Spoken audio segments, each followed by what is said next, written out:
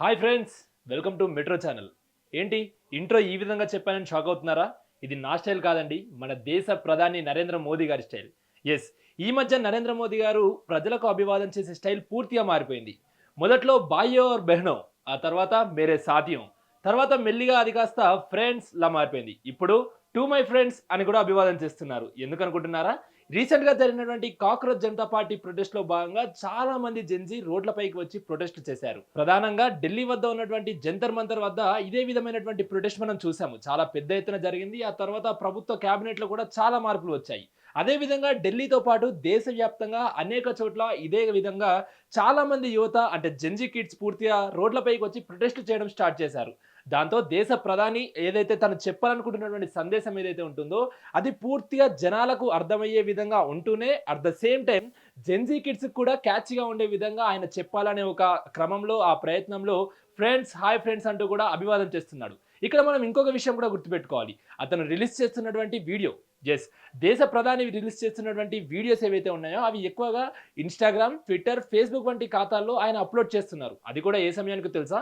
రాత్రి 12 గంటలు, 1 గంట, 2 గంటలు ఇలాంటి సమయాల్లో ఆ రీల్స్ అవన్నీ కూడా షేర్ చేస్తున్నారు. ఎందుకంటే మనందరికీ తెలుసు ఈ మధ్య జెన్జీ చాలా సార్లు పూర్తిగా కూడా రాత్రిపూట ఫోన్లు చేతిలో పట్టుకొని ఉండడము ఇవన్నీ కూడా మనం చూస్తూ ఉంటాం. సో రాత్రిపూట రీల్స్ స్క్రోల్ చేయడము, ట్విట్టర్లో గంటల గంటల పాటు ఉండడం ఇవన్నీ కూడా చూస్తున్నాం. కాబట్టి సో జెన్జీని క్యాచ్ చేసే విధంగా అంటే జెన్జీని అట్రాక్ట్ చేసే విధంగా వాళ్ళకి నచ్చే భాషలో వాళ్ళని అభివాదం చేస్తూ వాళ్ళకు అంటే వాళ్ళు అవైలబుల్గా ఉన్న టైంలోనే అతను వీడియో పోస్టులు చేయడం ఇప్పుడు పూర్తిగా సోషల్ మీడియా వేదికల్లో చాలా హాట్ టాపిక్ గా మారింది. చాలా ట్రోల్స్ వస్తున్నప్పటికీ కూడా అవన్నీ కూడా ఒక ఫన్నీ వేలో మాత్రమే తీసుకుంటున్నారు.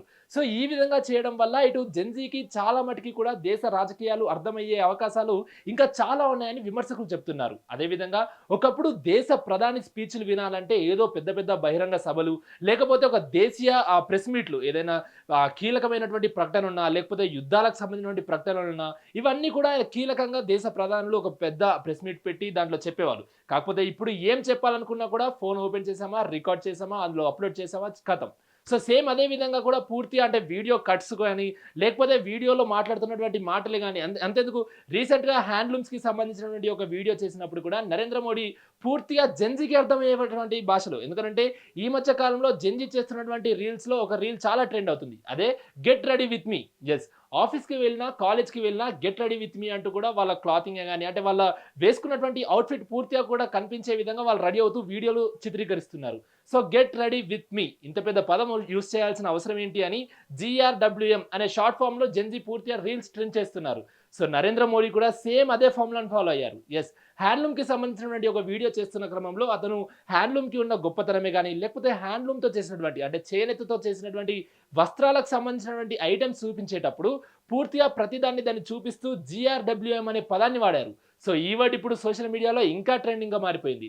ఎందుకనంటే సాధారణంగా ఇలాంటి పదాలు యూజ్ చేస్తేనే జెన్జీ ఇంకా ఎక్కువ ఆసక్తిగా కూడా చూస్తారు. కాబట్టి సో పూర్తిగా ప్రతిపక్షాలను పక్కన పెట్టి కేవలం జెన్జీ కిడ్స్ నూతన ఓటర్లపైనే నరేంద్ర మోడీ పూర్తిగా కూడా దానిపైన దృష్టి పెడుతున్నారనేది స్పష్టంగా తెలుస్తుంది. సాధారణంగా ఇలాంటి కార్యక్రమాలే కానీ లేకపోతే ఇలాంటి మాటలే కానీ ఇలాంటి అభివాదాలే కానీ లోకల్ లీడర్స్ మనం ఎక్కువ చేయడం చూస్తాం. ఎందుకంటే స్థానికంగా ఉన్నటువంటి యూత్లో వాళ్ళ దగ్గర ఆ ఫాలోయింగ్ పెంచుకోవాలనే క్రమంలో వాళ్ళు అవన్నీ కూడా చేస్తూ ఉంటారు. కాబట్టి సో అదే విధంగా చిన్న చిన్న నాయకులకి యూత్ ఫాలోయింగ్ ఎక్కువ ఉంటుంది. మనం చూస్తే గ్రామాల్లో కానీ లేకపోతే సిటీలో స్పెసిఫిక్ ఏరియాలో దానికి సంబంధించిన ఎవరైతే నాయకులు ఉంటారో నాయకుల వెనుక ఎక్కువ యూత్ ఎక్కువ ఉండడం మనం చూస్తూ ఉంటాం. ఎందుకంటే వాళ్ళే రేపటి రోజున ప్రమోషన్స్ చేయాలన్నా లేకపోతే వాళ్ళపైన రీల్స్ చేయాలన్నా లేకపోతే పెద్ద పెద్ద హడావిడి చేయాలన్నా ఎలక్షన్స్ టైంలో హడావిడి ఇవన్నీ కూడా చూస్తాం. కాబట్టి సో దేశ ప్రధాని కూడా ఇదే విధమైనటువంటి ఫార్ములా యూజ్ చేస్తున్నారు అనేది కూడా స్పష్టంగా తెలుస్తుంది. సో దీనికి కీలక కారణం అనుకుంటే మనము కాక్రోచ్ జనతా పార్టీ అనుకోవచ్చు. ఎస్, ఎందుకంటే ఈ పేపర్ లీకులు ఇవన్నీ కూడా అవకతవకలు జరిగాయి కాబట్టి ఎడ్యుకేషన్ సిస్టంలో సో వాళ్ళు పూర్తిగా జెన్జీ ప్రొటెస్ట్ అక్కడ చేశారు. సో చేసిన నేపథ్యంలోనే పూర్తిగా దేశ క్యాబినెట్ లోనే ఏ విధమైనటువంటి మార్పులు వచ్చాయో మనం అందరం కూడా చూసాం. ఏకంగా యూనియన్ ఎడ్యుకేషన్ మినిస్టర్ కూడా దానికి సంబంధించినటువంటి యూనియన్ ఎడ్యుకేషన్ మినిస్టర్ కూడా పూర్తిగా రిజైన్ చేయడం మనం చూసాం ఆ ప్రొటెస్ట్ తో.